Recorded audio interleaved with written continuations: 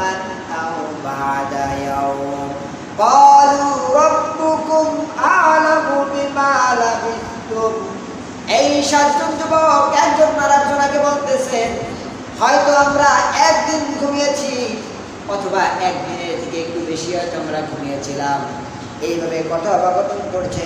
একজন বলে উঠল আমরা কতদিন ঘুমিয়েছিলাম আল্লাহ পাক রব্বুল আলামিন ভালো জানেন। তবে এখন এই কথা বাদ দাও, ক্ষুধা লাগছে, খাবারের ব্যবস্থা করতে হবে, খাবার আনতে হবে। খাবার না আনলে কি খাবো আমরা? খাবার আনার জন্য কি করলেন? যুবকেরা টাকা জমা দিলেন। সকলে টাকা দাও। সকলে টাকা একত্রিত করে এমনিখানে আমার একজন ব্যক্তি ছিলেন, তাকে বললেন তুমি এই টাকা নিয়ে বাজারে যাবে। বাজারে যাওয়ার সময় 3টা শর্ত দিয়ে পাঠাইলেন। 1 নম্বরে হালাল খাবার নিয়ে আসবা। তুমি দোকান থেকে কি খাবার নিয়ে আসবা? হালাল খাবার নিয়ে আসবা। 2 নম্বরে নম্র ব্যবহার করবে, কারোর সঙ্গে শক্ত ব্যবহার করবে না। যদি শক্ত ব্যবহার করো তখন ঝগড়া শুরু হবে। তুমি শক্ত ব্যবহার করলে ঝগড়া শুরু হবে। ঝগড়া শুরু হলে মানুষজন একত্রিত হবে। এইভাবে আমাদের খবর মানুষ জেনে যাবে। সো তুমি নরম ব্যবহার করে যে কোনো এক দোকান থেকে হালাল খাবার নিয়ে তুমি দ্রুত কি করবা? 3 নম্বর শর্ত হচ্ছে দ্রুত আমাদের ঘরে চলে আসবা, আমাদের খবর কাউকে জানাবা। এই কথা আল্লাহ পাক রব্বুল আলামিন কোরআনের ভিতরে বলেন ফাবা'সু আহাদাকুম বিওয়ারদিকুম হাযিহি ইলাল মাদিনাতি ফালইয়ানজুর আইয়ুহা আযকা তুআমান ফালইয়াতিকুম বিরিজকিন মিনহুম ওয়ালিয়াতালাত্তাফ ওয়ালা ইউশইরান্না বিকুম আহাদা। একজন বাজারে যাওয়া, বাজারে গিয়ে দেখবা হালাল খাবার কোনটা, সেই খাবার বেছে বেছে সেখান থেকে হালাল খাবারটা নিয়ে আসবা। 2 নম্বরে মানুষের সঙ্গে নম্র ব্যবহার করবা, নম্র ব্যবহার করবা। 3 নম্বরে আমরা যেখানে আছি আমাদের খবর কাউকে বলবা না, কাউকে বলবা না। এই 3টা শর্ত দিয়ে কি করলেন? একজন লোককে বাজারে পাঠালেন। বাজারে ওই লোকটা বাজারে চলে গেল। ওই লোকটা যখন গুহা থেকে বের হলো, বের হওয়ার পরে তিনি দেখতেছেন যে আমরা যে অবস্থা দেখে গুহার ভিতরে ঢুকেছিলাম, যে অবস্থা দেখে গুহার ভিতরে ঢুকেছিলাম সেই অবস্থার কোনো কিছুই নাই, পরিবর্তন হয়ে গেছে। যে জায়গা যে ঘর ছিল সেই ঘরগুলো ইমারতে পরিবর্তন হয়ে গিয়েছে, একখানে অট্টালিকা হয়ে গিয়েছে, রাস্তাঘাট ভালো হয়ে গিয়েছে, সব জিনিস তিনি দেখছেন। কিন্তু তিনি অতদূর কল্পনা করতে পারেন নাই যে তিনি যে কতদিন পরে উঠছেন বা কি দেখলেন। তেনার চিন্তা হলো দেখছেন ঠিকই কিন্তু অনুমান করতে পারেন না। তিনি দ্রুত তেনার কাজ হলো কিছু খাবার ক্রয় করে তাড়াতাড়ি ঘরের ভিতরে আমার ঢুকতে হবে, কারণ বাদশা যদি আমাদের খবর জেনে যায় আমাদের অবস্থা কাহিল। এরপরে তিনি সোজা টাকা নিয়ে চলে গেলেন দোকানের কাছে। দোকানদারের কাছে যাইয়া কিছু খাবার কিনলেন। ক্রয় করার পর টাকাগুলো বের করে দোকানদারের হাতে দিলেন। দোকানদার হাতে টাকা পাইলেই মাথা গরম। কি হলো? কি টাকা আমাকে দিচ্ছ? 300 বছর 309 বছর আগের টাকা তুমি আমাকে দিচ্ছ খাবারের বিনিময়ে। জিজ্ঞাসা করতেছে ভাই আপনি কি কোনো গুপ্তধন পেয়েছেন নাকি? 309 বছর আগের টাকা আপনি কি কোনো গুপ্তধন পেয়েছেন নাকি? লোকটা বলে কি বলেন ভাই, আমি কোনো গুপ্তধন পাই নাই। বলে তাহলে এই টাকা আসলো কোথা থেকে? বলে ভাই আমি গতকালকে বাজারে গিয়েছিলাম, বাজারে গিয়ে ক্রয় করার সময় লেনদেনের সময় আমাকে দোকানদারে এই টাকা দিয়েছিল, সেই টাকা আমি পকেটে রেখেছিলাম, সেই টাকা আমি তোমার কাছে দিলাম। বলে কি বলেন? আরে ভাই আপনি কি পাগল নাকি? আপনি বলেন গতকালকে বাজারে গিয়েছিলাম, উনি তো মনে করতেছেন আমি একদিন ঘুমাইছিলাম, গতকালকে বাজারে করছিলাম, এই টাকা নিয়ে ঘুমাইছি, এখন আমি উঠছি। তো এই লোকটা ওর সঙ্গে কথোপকথন করতেছেন। উনি বলতেছেন তুমি গুপ্তধন পেয়েছ, আর ইনি বলতেছেন আমি গতকালকে বাজার করেছিলাম, বাজার করার পরে কি হয়েছে আমাকে দোকানদার আমাকে এই টাকাটা দিয়েছে। এই কথা বলার পরে উনি মানতেছেন না। উনি এবার চেঁচামেচি শুরু করছেন, তুমি যদি সত্য কথা না বলো, তুমি যদি গুপ্তধনের কথা না বলো, তাহলে আমি কিন্তু তোমার জন্য এখানে লোক ডাকবো বা তোমার এখানে বিচার করা হবে। এবার লোকটা একটু ভয় পাইলেন যে এখন যদি এখানে গ্যাঞ্জাম শুরু হয়ে যায় আর মানুষজন যদি একত্রিত হয়ে যায় তাহলে তো আমাদের সম্পর্কে মানুষ জেনে যাবে, আমাদের অবস্থা তো কাহিল, আমাদেরকে নিয়ে কেন বাদশাদের বাড়ি নিয়ে চলে গেল। কারণ মারামারি হলে তো বিচারের জন্য চেয়ারম্যানের কাছে যায়।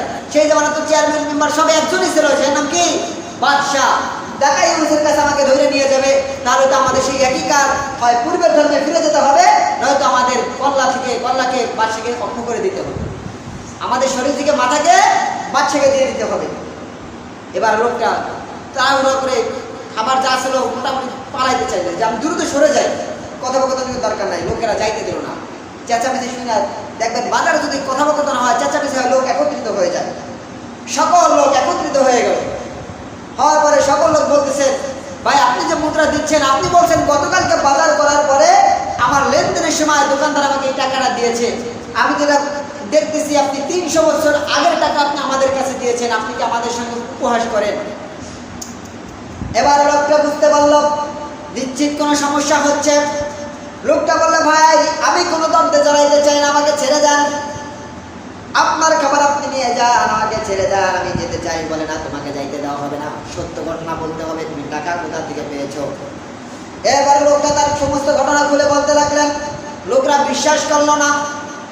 এরপরে লোকেরা যখন কোনো সমাধান পেলেন না, নিয়ে চলে গেলেন বাদশাহ দরবারে। বাদশাহ দরবারে যাওয়ার পরে সমস্ত ঘটনা খুলে বললেন যে, বাদশাহ আমরা এরকম 7 জন যুবক ছিলাম, যে যুবকরা একজন বাদশার ভয়ে, ঢাকায় ইউনুস নামক এক বাদশার ভয়ে আমরা এক আল্লাহর ইবাদতের জন্য আমরা গুহায় অবস্থান করেছিলাম।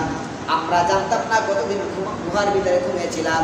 আল্লাহ পাক রব্বুল আলামিন আমাদেরকে ঘুম থেকে জাগ্রত করানোর পর বাজারে এসে ক্রয় করতে এসে এই সমস্ত কাহিনী হয়ে গেছে। তো তাকে যখন বাদশার দরবারে নিয়ে যাইতে গেছে, সে ভয় পাইল যে আমাকে বাদশার দরবারে নিয়ে না, কিন্তু ভয় পাইছে তো ঢাকায় ইউনুস কিনা।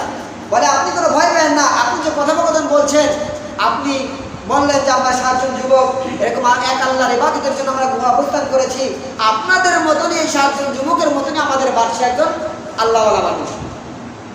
তবে এই যে 309 বছর পরের যে বাদশা মুসলমান, এই বাদশা সব বিশ্বাস করত, এক আল্লাহকে বিশ্বাস করত, এক আল্লাহর ইবাদত করতে হবে বিশ্বাস করত, অর্থাৎ ঈমানে মুবাসসাল আমানতু বিল্লাহি ওয়া মালাইকাতিহি, সেই ফেরেশতাদেরকে বিশ্বাস করত, ওয়া কুতুবিহি, সেই কিতাবকে বিশ্বাস করত, ওয়া রাসূলিহি, সেই রাসূলকে বিশ্বাস করত, ওয়াল ইয়াউমিল আখিরি, কিয়ামতের দিবসকে বিশ্বাস করত, ওয়াল কদরি, তাকদীরের বিষয় বিশ্বাস করত, খাইরিহি ওয়া শাররিহি, ভালো মন্দ যা কিছু হয় একমাত্র আমার তাকদীরে যা কিছু আছে ভালো মন্দ সব আল্লাহর পক্ষ থেকে হয় বিশ্বাস করত। ওয়াল বাদি বাদাল মাউতের উপর বিশ্বাস ছিল না। কিসের উপর বিশ্বাস ছিল না? যে আমার পুনরায় আবার জীবিত হতে হবে, এই বিশ্বাস তাদের ছিল না। বাদশা আল্লাহ পাক রব্বুল আলামিন, এই বাদশা যেহেতু তারা সব মানে, একটা বিষয় তাদের বিশ্বাস ছিল না বিদায় আসহাবে কাহাফের ঘটনা তাদের জাগ্রত 309 বছর পরে এই কারণে করিয়েছেন যে বাদশাকে দেখানোর জন্য যে আমি আল্লাহ যদি 309 বছর পরে মৃত মানুষকে বা ঘুমান্ত মানুষকে জাগ্রত করতে পারি, তাহলে তোমাদেরকে আমি আল্লাহ কিয়ামতের দিবসে পুনরাবৃত্তি করব, পুনরায় জীবিত করবো, এতে কোনো সন্দেহ নাই। বাদশা তখন বুঝতে পারলেন যে আল্লাহ পাক রব্বুল আলামিন আমাদেরকে শিক্ষা দেওয়ার জন্যই হয়তো এই ঘটনা ঘটিয়েছেন। এবার বাদশা বললেন, তোমার কোনো ভয় নাই, চিন্তা থাকো, চলো তোমাদের সাথীর সঙ্গে সাক্ষাৎ করি। এবার বাদশা চলে আসলেন সাথীদের সঙ্গে সাক্ষাৎ করার জন্য। ওই লোকটা বলেন, আপনি গুহার বাইরে দাঁড়ান, আমি সাথীদেরকে খবর দিয়ে আপনাদের কথা বলি। সাথীদেরকে খবর দেওয়ার জন্য গুহার ভিতরে ঢুকলেন। গুহার ভিতরে ঢুকা সমস্ত ঘটনা খুলে বলার পরে একটা ঘটনায় আছে যে তারা গুহা থেকে আর বের হন নাই। বাদশা অনেকদিন অবস্থান করে, 2-1 দিন অবস্থান করার পরে বাদশা নিরুপায় পেয়ে তারা সিংহাসন ছেড়ে দিয়ে ওখানে একটা মসজিদ করে মসজিদ ইবাদতের ভিতরে লিপ্ত হয়ে গিয়েছেন। আল্লাহর এত বড় একটা নিয়ামত সে দেখে ফেলেছেন, সে রাজদরবার ছেড়ে দিয়ে ইবাদতে মগ্ন ছিলেন। আরেকটা ঘটনা, আরেকটা কিতাবে ঘটনা আছে, বা এই ঘটনার শেষ আছে এটা, যে বাদশার সঙ্গে সমস্ত কাফেলার 7 জন সাক্ষাৎ করলেন। সাক্ষাৎ করার পরে বাদশা বলতেছেন যে আমি চাচ্ছি আপনাদেরকে এই গুহা থেকে বের করে আমি আমার এই রাজ সিংহাসনের ভালো ভালো মর্যাদা আপনাদেরকে রেখে দিব। আপনারা অনেক কষ্ট করেছেন, আপনাদেরকে যে ত্যাগ করেছেন, ত্যাগের বিনিময়ে আমি দুনিয়াতে আপনাদেরকে কিছু দিতে চাই। ওই 7 জন যুবক বলল, না, আমরা যেহেতু সমস্ত জিনিস ছেড়ে দিয়ে আল্লাহর জন্য যেহেতু আমরা অর্থ করে দিয়েছি নিজেদেরকে, আমরা আর এই দুনিয়ার কোনো ভোগ উপভোগ করতে চাই, কোনো আরামায়েশ কি করতে চাই না, উপভোগ করতে চাই না। এই বলে তারা বাদশার থেকে বিদায় নিয়ে তারা আবার গুহায় চলে গেলেন। গুহায় চলে যাওয়ার পরে তারা আবার গুহার ভিতরে গিয়ে তারা নিদ্রায় অর্থাৎ ধ্যানে মগ্ন হলেন। ওই অবস্থায় তারা তাদের কাছে এখনো নিয়োজিত আছে। এই ঘটনা বলা হয় বাদশা পরিশেষে কি করলো, পরিশেষে ওইখানে একটা মসজিদ নির্মাণ করলো, এবং সেই মসজিদটা আজও পর্যন্ত আছে। আর এই আসহাবে কাহাফরা এখন কোন অবস্থায় আছেন একমাত্র আল্লাহ ছাড়া কেউ জানে না। আমার উস্তাদের কাছে শুনেছিলাম যে কোনো এক জামানার বাদশা শুনেছিল যে এই আসহাবে কাহাফের ওই গুহায় কেউ ঢুকতে পারে না। এক উস্তাদের মুখ থেকে শুনেছিলাম, সত্যবিদ্যা সে উস্তাদ ভালো জানে। তো আল্লাহ পাক রব্বুল আলামিনেরও নিষেধ আছে ওই গুহার ভিতরে যাওয়ার, কারণ গুহার সন্তান অনেকে জানে না, তো সেই জামানার নতুন নতুন মানুষ জানতো। তো যাইতে গিয়ে যখন সে ঢুকতে গেছে, ঢোকার নিয়াত করছে, তখন এমন বাতাস আসছে বাদশার মুখ বেঁকা হয়ে ওদিক ফিরে গেছে, আর দেখতে পারে নাই। আর আল্লাহ নবী বিশ্বনবীকে জানিয়ে দিয়েছেন যে আপনি যদি এই গুহার দিকে একবার নজর করেন, আপনি সামনের দিকে তাকাবেন, পিছনের দিকে ফেরার সুযোগ পাবেন না। এত ভয়ঙ্কর দৃশ্য ওই গুহার ভিতরে। কেন? গুহার ভিতরে যে কুকুরটা ছিল পাহারাদার, ওই কুকুরকে আল্লাহ পাক রব্বুল আলামিন এমন অবস্থা রেখে দিয়েছেন যে কুকুরের চোখগুলো রক্তাক্ত মতন এরকম বড় করে আছে এবং এরকমভাবে হামলা করবে। বাঘে যেরকম হামলা করে, আমি বলেছিলাম গত সপ্তাহে যে পাও সামনের দিকে হামলা করার জন্য যেরকমভাবে এরকম বসে আছে, এরকমভাবে সে ওই অবস্থায় আছে। যদি কোনো ব্যক্তি ওই গুহার ভিতরে নজর করে, সে মনে করবে কুকুর মনে হয় আমাকে ধাওয়া করছে, ও জায়গায় হয়তো হাঁটফিল করবে, নয়তো দাঁড়াইতে থাকবে। কেউ ওই গুহার সন্তান কেউ বলতে পারবে না, ওই 7 জন যুবকের খবরে কেউ জানতে পারবে না। এই 7 জন যুবকের ঘটনার দ্বারা কয়েকটা শিক্ষা আছে। 1 নম্বর শিক্ষা হলো, আমরা সর্বপ্রথম যে শিক্ষাটা পাইলাম সেটা হলো আমাদেরকে প্রত্যেকটা কর্মের ক্ষেত্রে ইনশাআল্লাহ বলতে হবে। কি বলতে হবে বলেন? কারণ আমাদের ঘটনার শুরুতে বুঝিয়ে দিয়েছে যে ভবিষ্যতের কোনো ক্ষেত্রে যদি ইনশাআল্লাহ না বলো, তাহলে তোমাদের জন্য ক্ষতি হবে। হয় তুমি মিথ্যাবাদী হয়ে যাবা, নয়তো তুমি সেই কাজটা সফল হতে পারবা না। এই জন্য আমাদের প্রত্যেকটা অগ্রিম যে কর্ম আছে, ভবিষ্যতের কর্মের ক্ষেত্রে আমাদের ইনশাআল্লাহ ব্যবহার করতে হবে। কি ব্যবহার করতে হবে বলেন? ইনশাআল্লাহ। 2 নম্বর আমরা পাইলাম, এই ঘটনার শিক্ষা হলো আমাদেরকে হারাম থেকে বাঁচতে হবে। দেখেন এই 7 জন যুবক এত ভয়ঙ্করের ভিতরে আছে, বলতে পারতো যাও দ্রুত যে খাবার বাবা খাবার নিয়ে গুহার ভিতরে ঢুকে যাবা, বরং এই লোকেরা একজন লোককে বলে পাঠালো, যাও হালাল খাবার অন্বেষণ করে হালাল খাবার কিনে তারপরে গুহার ভিতরে আসবা। এই ঘটনা থেকে বোঝা যায় ওই 7 জন যুবক আল্লাহ পাক রব্বুল আলামিন তাদের ভিতরে হালাল হারামের জিনিসটা ভিতরে ঢুকিয়ে দিয়েছিল, যার কারণে এত বিপদের ভিতরে তারা হারামকে না খুঁজে হালালকে খুঁজে খুঁজে তারা অন্বেষণ করার চেষ্টা করেছে।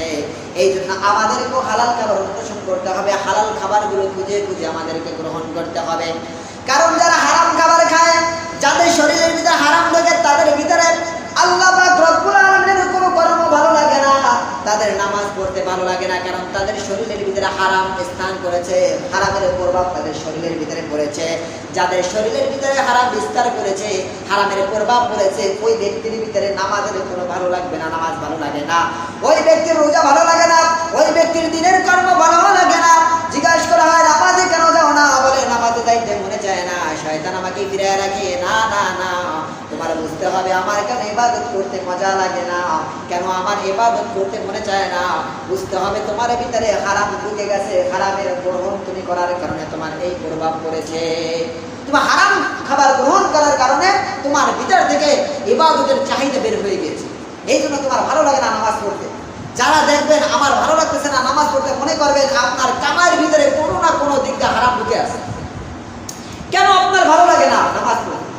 আল্লাহ তো পাঠাইছেন নামাজের জন্য, আল্লাহ তো পাঠাইছেন তার ইবাদতের জন্য, এই দুনিয়ার খাওয়ানোর জন্য তো পাঠাই নাই। তা আমরা কেন আল্লাহর আসল উদ্দেশ্য ইবাদত ছেড়ে দিয়ে কেন দুনিয়ার পিছনে পড়ে আছি?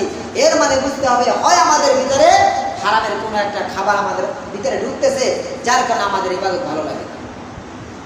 এবং সন্তানগণ, যে বাবা হারাম কামাই করে, তার সন্তান তো সে হারাম খাবার খায়, ওই সন্তানের ভিতরে ওই একই প্রভাব পড়ে, তার ভিতরে ইবাদত ভালো লাগে না।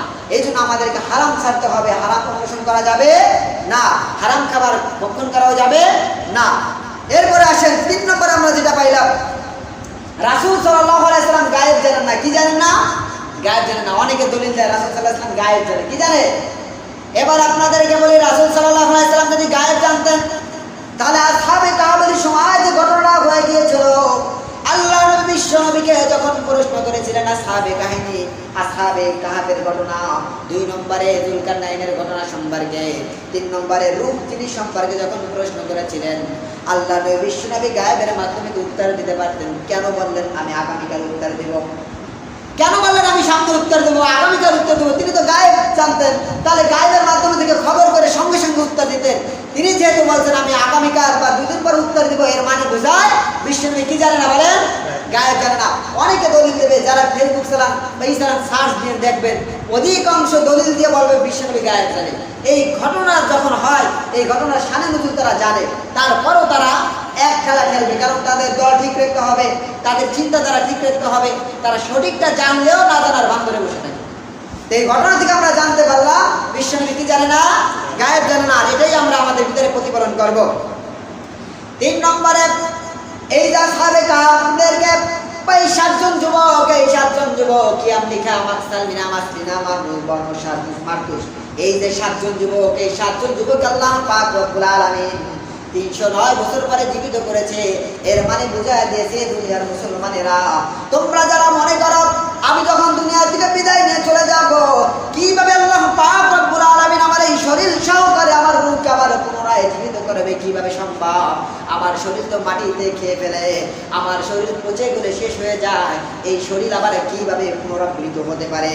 আল্লাহ পাক রব্বুল আলামিন দেখায় দিলেন, হে বান্দারা, যে আল্লাহ আসহাবে কাহফের 7 জন যুবককে 309 বছর পরে যে আল্লাহ জীবিত করতে পারে, যে আল্লাহ দুনিয়ায় ভ্রমণ করাতে পারে, ওই আল্লাহ এই বান্দাদেরকে কাল কিয়ামতের দিবসে সকলকে যার যার সশরীরে রূপ সহকারে পুনরাবৃত্তি করতে পারে, এর কোনো সন্দেহ নাই। তোমরা নিঃসন্দেহে থাকো, আল্লাহ পাক রব্বুল আলামিন তোমার এই শরীরে, এই শরীর যদিও পচে গেলে শেষ হয়ে যায়, যেই আল্লাহ শরীর বানাইতে পারছে ওই আল্লাহ আবার ওই একই শরীর দিতে পারে। তুমি যে আকৃতিতে আছো, ওই আকৃতিতে তুমি যে অবস্থায় মৃত্যুবরণ করো, অনেকে আছে দেখবেন দাড়ি শেষে, বা অনেকে আছে গলায় ফাঁস দেয়, অনেকে আছে বিষ খায় মৃত্যুবরণ করে। তুমি যে অবস্থায় মৃত্যুবরণ করবা, কাল কিয়ামতের দিবসে ওই অবস্থায় তুমি উঠবা। তুমি চিন্তা করতে পারো আমার মুখে দাড়ি নাই, সমস্যাটা কি? একজন ব্যক্তি দাড়ি নাই, যে দাড়ি নাই সেও মৃত্যুবরণ করলো, যার দাড়ি আছে সেও মৃত্যুবরণ করলো, দুজনার শরীর তো পচে গেলে শেষ হয়ে গেল। তাহলে তো কারো দাড়ি কাল কিয়ামতের দিবসে প্রমাণ পাবে না। না না না, তুমি যে অবস্থায় মৃত্যুবরণ করবে, আল্লাহ পাক রব্বুল আলামিন কাল কিয়ামতের দিবসে তোমাকে ওই একই সূরাতে কাল কিয়ামতের দিবসে তোমাকে উঠাইবে। তুমি যদি হত্যা হও, তুমি যদি ফাঁসি দিয়ে মৃত্যুবরণ করো, কাল কিয়ামতের দিবসে তোমাকে ফাঁসি অবস্থায় উঠানো হবে, তুমি কিয়ামতের দিবসে ঝুলতে থাকবা। ওই যে দুনিয়ায় যে ব্যক্তি ফাঁসি লাগায় গলায়, ওই ব্যক্তিকে যদি একবার ওখান থেকে বাঁচানো হয়, ও জীবনে ফাঁসি লাগাবে না, ও জীবনে ফাঁসি লাগাবে না। আমাকে একজন ব্যক্তি ফাঁসি লাগাইছে, মরা মোটামুটি শেষ পর্যায়ে আপনি যে বাঁচাইলেন, ওকে যদি আরেকবার বলেন যে আবার ফাঁসি, ও জীবনে দেবে না, কারণ ও জানে যে মৃত্যুর যন্ত্রণা কেমন, ও বুঝতে পারছে। কিন্তু কাল কিয়ামতের দিবসে যারা গলায় ফাঁসি লাগায় মৃত্যুবরণ করবে, কাল কিয়ামতের দিবসে ওই সকল লোক গলায় ফাঁস দেওয়া অবস্থায় উঠবে, ওই লোককে বলা লাগবে না তুমি কিভাবে মৃত্যুবরণ করেছো, ওই লোকটা যেভাবে উঠবে দেখাই যাবে ওই লোকটা মৃত্যুবরণ করেছিল গলায় ফাঁস লাগাইয়া। আরেকজন ব্যক্তি বিষ খায় মৃত্যুবরণ করে, বিষ খাওয়ার পরে যেমন যন্ত্রণা হয় শরীরের ভিতরে, কাল কিয়ামতের দিবসে ওই একই যন্ত্রণা নিয়ে কাল কিয়ামতের দিবসে দণ্ডায়মান হতে হবে। যারা যে আকৃতিতে মৃত্যুবরণ করবা, কাল কিয়ামতের দিবসে ওই একই আকৃতিতে, একই সূরাতে, একই চেহারায়, একই শরীরে কাল কিয়ামতের দিবসে উঠতে হবে। সুতরাং নবীর সুন্নাত এটা তোমরা কাইছো না। তুমি যে নবীর সুন্নাত কাটতেছো আর চিন্তা করতেছো আরে সালা বুড়া হইলে রাখবো, তুমি তার আগে মৃত্যুবরণ করতে পারো, আর সেই অবস্থায় কিন্তু কাল কিয়ামতের দিবসে ওঠা লাগবে। তোমার চেহারার দিকে তাকাই বিশ্বনবী দেখবে তোমার মুখে সুন্নাত নাই, বিশ্বনবী তোমার সামনে কি কখনো সুপারিশ করবে বলেন? যেই নবী দেখবে যে আমার প্রধান যে সুন্নাতের আলামত মুখে দাঁড়ি, কাল কিয়ামতের দিবসে আসল সুন্নাত কি নিয়ে উঠবে? মুখের দাড়ি নিয়ে উঠবে। যখন বিশ্বনবী তাকাবে, তুমি তো দৌড়বা বিশ্বনবীর কাছে, ইয়া রাসূলুল্লাহ আমার সুপারিশ করেন। বিশ্বনবী তোমার চেহারার দিকে তাকাইতে দেরি চোখ-কান করে দূর করে দিবে, যাও তুমি আমার কাছ থেকে বের হয়ে যাও। তোমার মুখে যে আসল সুন্নাত আমার সেটি তুমি রাখতে পারবে। তাহলে হিসাব করে রাখবেন, মাত্র চুল বা দাড়ি হিসাব করে কাটবেন, চিন্তা করবেন আমি যে দাড়ি কাটলাম যদি আমি মারা যায়, কাল কিয়ামতে কিন্তু সেই দাড়ি ভেঙে উঠা লাগবে। আবার যারা গুপ্তাঙ্গ পরিষ্কার করেন না, বা যারা শরীয়তের নির্দেশনগুলো মানেন না, যে অবস্থায় মৃত্যুবরণ করবেন, এক কথায় কাল কিয়ামতের দিবসে একই সূরাত নিয়ে উঠতে হবে। এই জন্য আপনাদের আগে থাকতে প্রস্তুতি নিতে হবে, আমি যাতে রাসূলের সুন্নাত নিয়ে মৃত্যুবরণ করতে পারি, আল্লাহর বিধান নিয়ে মৃত্যুবরণ করতে পারি, যাতে করে কাল কিয়ামতের দিবসে আমার শরীরের দিকে তাকালে দেখা যায় রাসূলের সুন্নাত আছে, আমার শরীরের দিকে তাকালে দেখা যায় আল্লাহর বিধানগুলো আমার শরীরের ভিতরে আছে, তাহলে আমাদেরকে হিসাব কিতাব নিতে, নিজেরা নিজেদের হিসাব দিতে পারবো, নিজেরা নিজেদের বিচার করতে পারবো। কালকে আমাদের দিবসে বিশ্বনবীর কাছে যখন দাঁড়িয়ে নিয়ে তুমি দাঁড়াইবা, বিশ্বনবী তোমার দাঁড়িয়ে দিকে তাকাইয়া হাসবেন এবং তোমাকে সুপারিশ করে জান্নাতে ঢুকাই দেবে। চিল্লায় এখন সুবহানাল্লাহ। এই জন্য দাঁড়িয়ে কাইবেন না। আর এক কথা মাথায় রাখবেন, আমার মৃত্যুটা যেন হয় নবীর সুন্নাত নিয়ে, যাতে কাল কিয়ামতের দিবসে নবীর কাছে কমসে কম সুপারিশে কোনো দাঁড়াইতে পারি। তোমার মুখে সুন্নাত না দেখলে বিশ্বনবীর সামনে দাঁড়াইতেও পারো না, লজ্জায় সরে যাওয়া লাগবে। সবাই দেখবে দাঁড়িয়ে গেলাম বিশ্বনবীর আশপাশে, বিশ্বনবীরও দাঁড়িয়েছে, আর আমি কাটিং দিয়ে মহিলার মধ্যে যদি বিশ্বনবীর সামনে দাঁড়াই কিয়ামতের দিবসে, জীবনে বিশ্বনবী আমার দিকে তাকাবে? দুনিয়ার ভিতরে একজন সাহাবীর 2 গাছ দাঁড়িয়ে ছিল, কথা বুঝলেন? বিশ্বনবীর কাছে গেলেন, তো যাওয়ার পরে বিশ্বনবী তার চেহারা দিকে তাকায় মুচকে হেসে দিলেন। কিন্তু লোকটা সাহাবী বুঝতে পারলেন না যে বিশ্বনবী কেন হাসলেন। লোকটা মনে করছে বা সাহাবী মনে করছেন বিশ্বনবী মনে হয় আমার 2 গাছ দাঁড়িয়ে দিকে হেসে দিচ্ছেন। কি করলেন সাহাবা? সঙ্গে সঙ্গে 2 গাছ দাঁড়িয়ে তুলে ফেলাই দিলেন। যেই তুলে ফেলাই দিলেন, বিশ্বনবী সঙ্গে সঙ্গে তার দিকে মুখ ফিরাই দিলেন এবং মুখটা যেভাবে মানুষ রাগ হয়ে যায় বা অভিমান করলে যেমন চেহারা হয়ে যায়, বিশ্বনবী সেইভাবে চেহারা করলেন, অর্থাৎ রাগ করলেন। সাহাবা বললেন, ইয়া রাসূলুল্লাহ, ইয়া হাবিবাল্লাহ, ব্যাপার কি একটু আগে আপনি আমার চেহারার দিকে তাকায় হাসছিলেন, এখন যখন আমি দাড়ি 2টা তুলে ফেললাম, কেন আপনি আমার দিকে হাসাটা মুখ ফিরাই নিলেন? আল্লাহ নবী বিশ্বনবী বলে, হে সাহাবা, যখন তোমার 2টা দাড়ি ছিল, আমি দেখতেছিলাম তোমার ওই 2টা দাড়ির ভিতরে ফেরেশতারা সুন্দরভাবে ঝুলে আছে, তারা একে অপরের উপরে ঝুলে আছে, সুন্দর দেখতে দেখাইতো। ফেরেশতারা তোমার 2 গাছ দাড়ি নিয়ে কত সুন্দর খেলা করতেছিল, আমি দেখতেছিলাম। এই দেখে দেখে আমি হাঁটতেছিলাম, যখন তুমি দাড়ি গাছ উঠে দিলা, দেখলাম আর ফেরেশতা তোমার দাড়িতে নাই। এই জন্য আমি নবী অত্যন্ত রাগান্বিত হলাম যে আমি দেখতেছিলাম, যা দেখে হাসলাম, তুমি সেই জিনিসটাই তুলে ফেললা। সুতরাং তোমরা যে দাড়ি কাটতেছো, চিন্তা করবা আমার প্রত্যেকটা দাড়ির কাছে ফেরেশতা থাকে, ফেরেশতারা দাড়ি নিয়ে আনন্দ করে, আমি তাদের আনন্দগুলো দূর করে দিলে ফেরেশতারাই তো আমাদের সামনে কাল কিয়ামতের দিবসে সাক্ষী করবে, আল্লাহ নবীর সুন্নাতগুলো শিখে ফেলেছে। এই জন্য সুন্নাত কাটার আগে ভাববেন, এটা আপনাদের ব্যক্তিগত ব্যাপার, আমার বলার কাম বলে দিলাম। এবার আসেন, তাহলে কাল কিয়ামতের দিবসে আমাদের সশরীরে যেগুলো মৃত্যুবরণ করবো সেইগুলো উঠতে হবে। 3 নম্বরে আমরা জানতে পারলাম বা বুঝতে পারলাম, প্রয়োজনে সত্য গোপন করা যায়। প্রয়োজনে সত্য, মিথ্যা বলা যাবে? এখানে কি বলা আছে যে মিথ্যা বলবেন? সত্য গোপন করা যায়, অর্থাৎ যেই জিনিসটা আপনাকে জিজ্ঞেস করবে, আপনি ওই জিনিসটা না বইলা ঘুরাইয়ে অন্য একটা কথা বলবেন, কিন্তু মিথ্যা বলা যাবে না। যে যদি জিজ্ঞেস করে যান কোথায়, আপনি উত্তর না দিয়া যদি আপনি বা সত্য কথা বলে দেন যে আমি অমুক জায়গায় যাইতেছি, আমি সহজে বুঝাই। যদি আপনি বলেন আমি আওয়ামী লীগের সঙ্গে যোগ দিতে যাইতেছি বা বিএনপির সঙ্গে যোগ দিতে যাইতেছি, তাহলে মানুষ জানিয়ে যাবে। তাহলে গোপন রাখা, এটা উপমা দিলাম, এগুলো জায়েজ নাই, তারপর বলতেছি। তখন যদি বলে এই আমি সামনে যাইতেছি, সত্য কথা না বলে কি বললো? সামনে যাইতেছি। উনি আসলে তো সামনে যাইতেছে, উনি কি পিছনে যাচ্ছে? তাহলে এখানে মিথ্যা হয় নাই, কিন্তু ওনার আসল যে উদ্দেশ্যটা গোপন রাখছে। এইটা প্রয়োজনে জায়েজ আছে। যেই জায়গায় দেখবেন আপনার জীবন নাশের ভয়, সেই জায়গায় আপনি সত্যটাকে গোপন করার জন্য বিকল্প রাস্তা ব্যবহার করতে হবে, যেটা বললে গুনাহ হবে না। এই যে আমি বললাম আমি সামনে যাচ্ছি, আচ্ছা আমি সামনে যাই না পিছনে যাই? সামনে যাই, মিথ্যা হয়েছে, কিন্তু আমি আসল কথাটা রাখলাম কিনা? আসল কথাটা রেখে ফেললাম। আরো মিথ্যা দিতে দিতে যেগুলো পারবেন, মিথ্যা বলা যাবে না। সত্যটাকে ঠিক রাখা, আপনি যে সত্যটা গোপন করছেন ওইটা বলবেন ঠিকই, কিন্তু মিথ্যা বলা যাবে না। 3 নম্বরের পর আমরা বুঝতে পারলাম কুকুর পালা যাবে, কুকুর প্রতিপালন করা যাবে। তবে এইটা ক্লিয়ার পাবেন, আসলে খেয়াল করবেন না, শোনেন। কুকুর পালা যাবে, তবে একটা হাদিস শোনেন, লা তাদখুলুল মালাইকাতু বাইতান ফীহি কালবুন ওয়ালা তাসাউই। ওই ঘরে রহমতের ফেরেশতা প্রবেশ করে না যেই ঘরে কুকুর বা জীবজন্তুর ছবি থাকে। যেই ঘরে কুকুর বা জীবজন্তুর ছবি থেকে, আমরা ঘরে অনেক সময় মা বাবার ছবি তুলে রাখি, মা বাবা দুনিয়া থেকে বিদায় নিয়ে চলে গেছে, পরে ছবি ঝুলাই রাখছে, এরা আমার বাবার ছবি, আমার মায়ের ছবি। তোমার ওই ঘরে আদৌ ফেরেশতা প্রবেশ করে না। এই জন্য ঘরে ছবি দেখা যাবে না। আবেগ বিবেক সব ফেলাই দিতে হবে, মানে আবেগের জ্বালায় বিবেক নষ্ট হয়ে যায়। আমার খালা শাশুড়ি ঘরে যাই দেখি যে আমার নানি শাশুড়ি মারা গেছে, তো তার ছবি আছে, প্রত্যেকদিন সকালে উঠেছে সুম্মাদের শাশুড়ি মানে তার মারে বা আমার আমি অনেক ভালোবাসি। আচ্ছা ভালোবাসেন ভালো কথা, তাই এই ছবি কেন করে? কয় দেখে একটু নিজে সব পালন করি, একটু মারে একটু চুম্মার মাদি, ছবির উপরে ভালো লাগে। আনছি অত ভালো দরকার নাই, বেশি ভালো না, দ্রুত এই ছবিটিকে পুরাই ফেলাই দেন, সিঁড়ি ফেলাই দেন। এই আবেগ নিয়ে আমাদের ঘোরা যাবে না। আমার বাবা মারা গেছে, দাদা মারা গেছে, স্মৃতি শোধ একটা ছবি তুলে রাখছে, মোবাইলে ছবি আছে, মোবাইলের ছবি ভিন্ন কথা, ওই মাসলা এখন দেবো না, ওটা ফতোয়ার বিষয়। কিন্তু ঘরে যে ছবি অঙ্কন করেন বা ছবি পোস্টারে টানায় রাখেন, এইগুলা রাখা যাবে না। লা তাদখুলুল মালাইকাতু বাইতান ফীহি কালবুন ওয়া লা তাসাবিত, ওই ঘরে রহমতের ফেরেশতা প্রবেশ করে না যেই ঘরে জীবজন্তুর ছবি, মানুষের ছবি অথবা কুকুর থাকে। এই জন্য ঘরের ভিতরে কুকুর ঢুকানো যাবে না। কিন্তু পাহারাদার হিসাবে অর্থাৎ আপনার গেটের কাছে রাখা যাবে, গেটের ভিতরে ঢুকানো যাবে না। যদি ঢুকানো যায় হতো তাহলে যেই কুকুর আল্লাহর জন্য তাদের সঙ্গে সাথী হলো, সেই কুকুরকে তো গুহার ভিতরে ঢুকাইলেন না, গুহার শুরুতে রেখে দিলেন।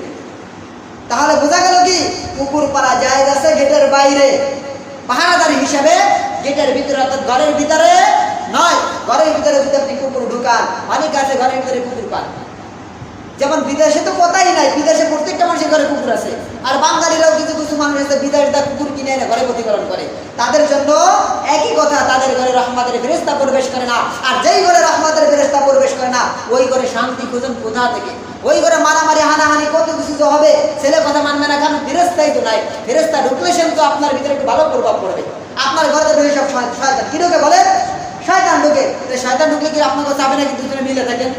এই জন্য ঘর থেকে আমাদের ছবিগুলো ফেলে দিতে হবে এবং আমাদেরকে কি করতে হবে? মুখের ভিতরে সুন্নাত রাখতে হবে। আরেকটা কথা না বলে নয়, এই যে সূরাটা আমি আপনাদের সঙ্গে আলোচনা করলাম, এই সংক্ষিপ্ত কথা বলি, এই সূরাটার একটা আমল আছে।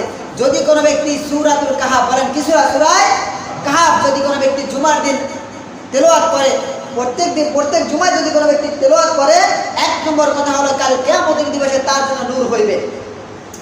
এবার আসেন, কাল কিয়ামতের দিবসে নূর হইলে লাভটা কি? কাল কিয়ামতের দিবসে একটা ভয়াবহ শাস্তি হলো, ঘোর অন্ধকার হবে। কিন্তু যদি কোনো ব্যক্তি সূরা কাহাফ তেলাওয়াত করে প্রত্যেক শুক্রবার তেলাওয়াত করলে কাল কিয়ামতের দিবসে তার সঙ্গে অন্ধকার থাকবে না, সূরা কাহাফ তার সঙ্গে আলোক স্বরূপ হয়ে যাবে। চিল্লায় বলেন সুবহানাল্লাহ। 2 নম্বরে এই সূরা যদি কোনো ব্যক্তি তেলাওয়াত করে, তাহলে দাজ্জালের যে ফিতনা, এই ফিতনা থেকে বাঁচতে পারবে। দাজ্জালের ফিতনা থেকে কেউ বাঁচতে পারবে না, তবে তারা বাঁচতে পারবে যারা সূরা কাহাফ প্রত্যেক জুমায় তেলাওয়াত করবে। দাজ্জাল এমন একটা মানুষ, যে মানুষকে দেখলে আমি আপনি কেন সারা দুনিয়ার মানুষও তাকে বিশ্বাস করবে, কেন বিশ্বাস করবে না? দাজ্জাল একজনকে জীবিত মানুষকে জায়গায় অর্ডার করে, জায়গায় মরে যায়, তুমি মরে যাবে। আবার একজন মোটা লোককে বলবে তুই জীবিত হয়ে যাবে। আবার সে রিজিকের ব্যবস্থা করে দেবে, আপনি বলবেন আমার কিছু নাই, সঙ্গে সঙ্গে আপনাকে ঘর করে দেবে, নগদের উপরে একবারে বিশাল অট্টালিকা করে দেবে। আপনি দেখতেছেন, আপনি বলতেছেন আমার এই সমস্যা, সঙ্গে সঙ্গে সমাধান, সঙ্গে সঙ্গে বৃষ্টি বর্ষণ করবে, সঙ্গে সঙ্গে আপনাকে আযাব দেখাবে, আপনাকে জান্নাত দেখাবে। আপনি দোকান